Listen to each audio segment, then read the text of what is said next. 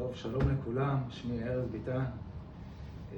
אני נמצא פה בטורקיה, באיסטנבול, בבית חולים אימלק. טוב, קודם כל אני רוצה לספר ככה את הסיפור בקצרה מההתחלה עליי. לאחר בדיקות אינסופיות לעשות מיני מעקף, שבארץ נשללתי בכל צורה, מכל רופא. אחרי חפירות ואחרי הרבה אנשים שדיברתי להם, מלווים, כאלה בגיאורגיה, קפריסין וכו', ונתקלתי בשירות מזעזע ואף נדחיתי ממש, עד שפגשתי את מלק בפייסבוק. לא יודע איך להסביר את זה, אבל היה קליקה ככה ראשונה, הכל השתנה.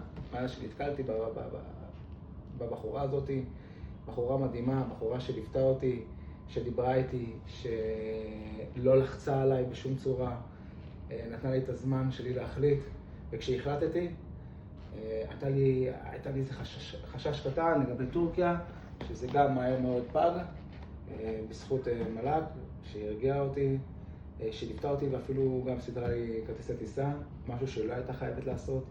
כל מה שהיא עשתה זה רק מטוב ליבה, וזה מה שקנה אותי בעצם.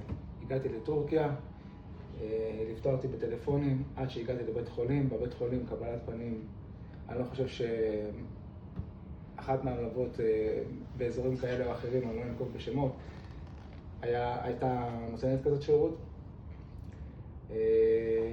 פתחתי תיק, נכנסתי לחדר ניתוח, באמת היה ליווי מושלם.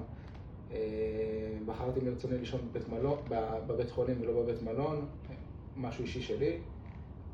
והגעתי ליום של הניתוח. לפני הניתוח הייתי עם מלק, ובתוך חדר הניתוח גם מלק הייתה, ולא עזבה אפילו לא לשנייה אחת. ויתרה מזאת היא גם צילמה את כל הניתוח. וגם כשיצאתי לחדר ההתאוששות היא הייתה שם. ממש לא עזבת אותי אפילו לשנייה אחת.